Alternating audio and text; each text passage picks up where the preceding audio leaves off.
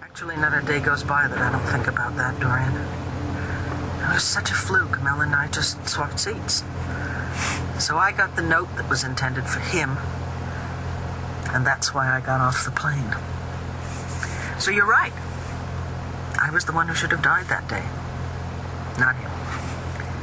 And I carry that with me all the time. I finally found happiness. Mel was my husband. My life was shattered when he died. I'm sure it was. Which is why I'm wondering, how do you do it? Do what? How do you live with what you've done? What on earth am I guilty of? Oh my God, I don't have time to get into that list right now. No, I'm specifically referring to what you did to Charlie. Could we put some music back on? Really, atonal banging would be preferable to this pathetic... Somehow, Dorian, somehow you got Charlie to drink that night. And Somehow you got Charlie to fall off the wagon. Okay, how would I possibly do that? I don't know, you're a doctor. How did you do it, You can't stand it, can you? You see somebody with a productive life and a clear conscience and, oh, you're just overtaken with envy. It drives you mad. Overtaken? I'll tell you what's overtaken me, and that's the conviction that you are responsible for Charlie's downfall. No, that would belong to you. No. Now, you were afraid that Charlie was going to tell the truth about Jared before you had a chance to at the shareholders meeting, which would have enabled you to take over the company.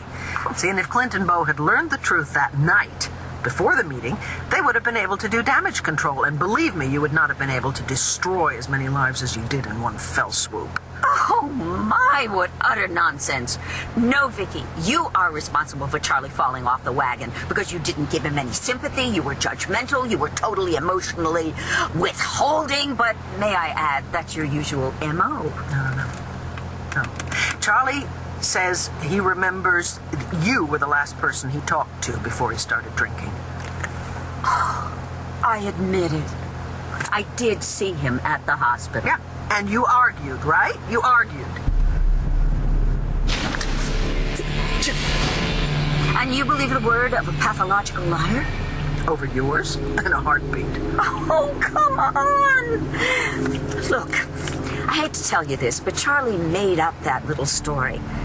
Yes, in order to shift the blame. That is what alcoholics do. Because nothing happened at the hospital. Not a thing. Now, Charlie said that you were furious because he told you he was going to tell Rex the truth, that he wasn't his father. And you believe the word of a lush who is desperately trying to get back in your, shall we say, good graces? Let me tell you something, Dorian. Charlie is a good and he's a decent man who's had a lot of very bad breaks in his life. And believe me, if he said that you got him to drink, then that's what happened. I just wish I knew how you did it. How much? The whole idea is ridiculous. How can you possibly force someone to drink? I don't know. You could do it. Right.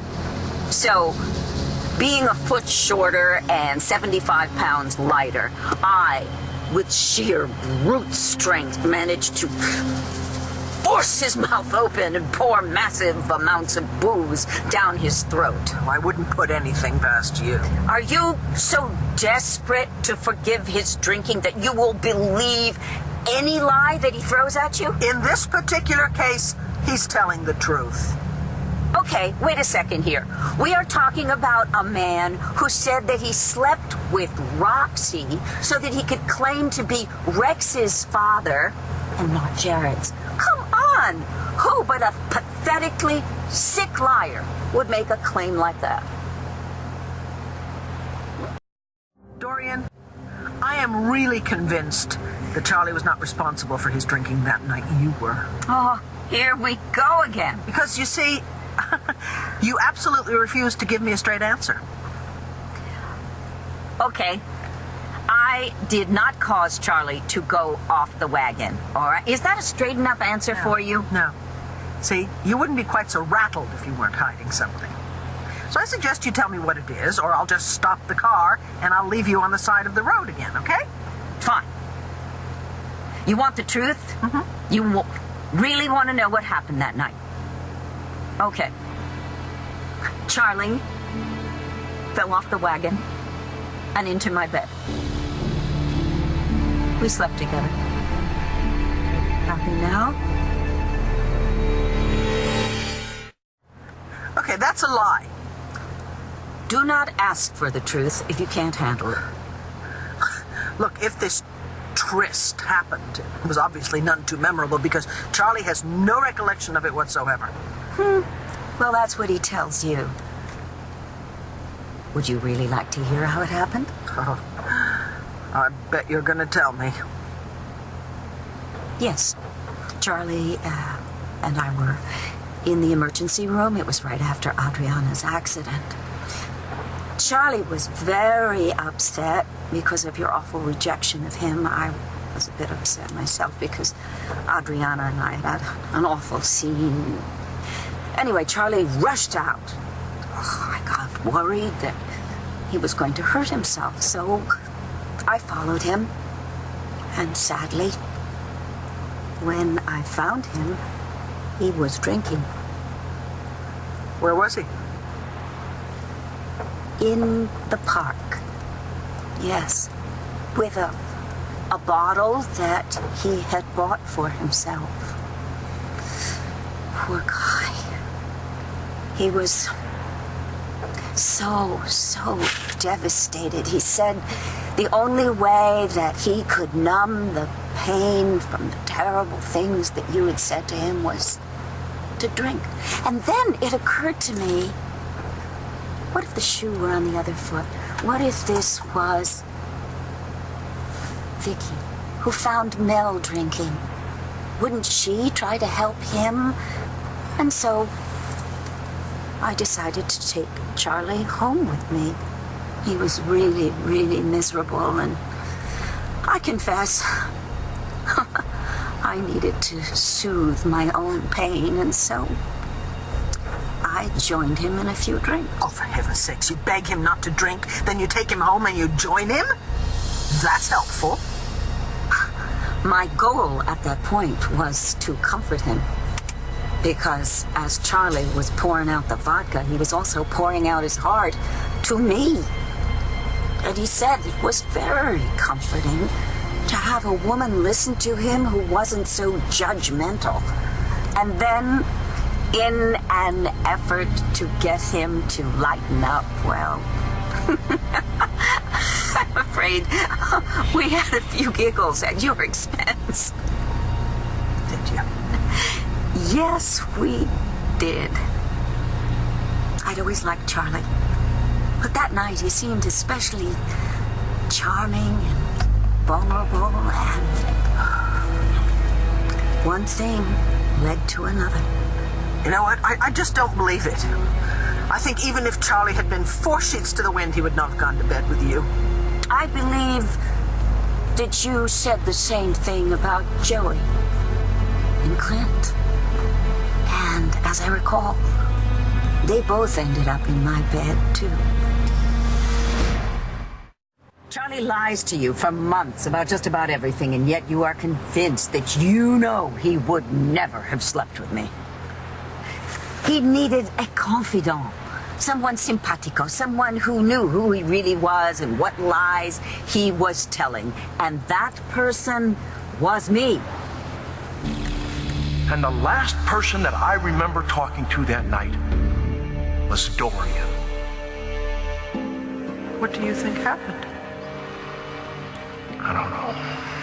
That just came from Dorian's place where I put it to her, and she just kept saying that I don't know what I'm talking about.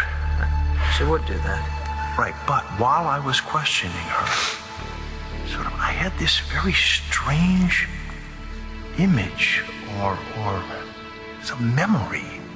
Of what? Of being in Dorian's bed.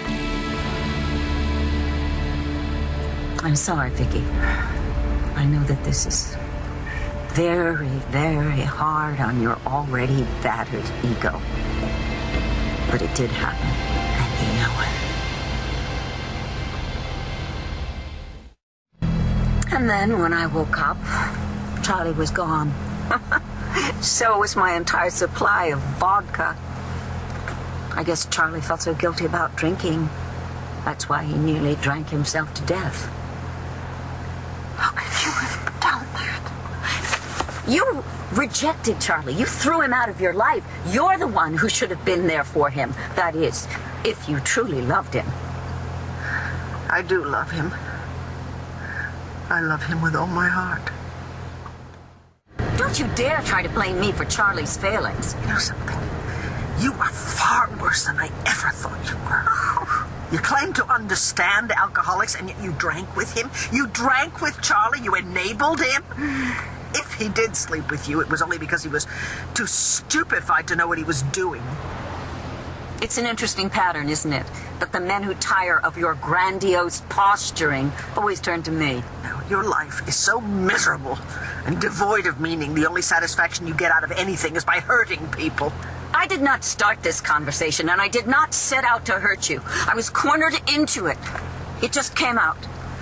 It just came out? So you made it up? No, of course not. Dorian, I beg of you. If you have one shred of humanity in you, please tell me the truth. Did you really sleep with Charlie? What? Oh my God. Viki! Wait a minute, the brakes are not holding. Do something, can't you? Oh my God.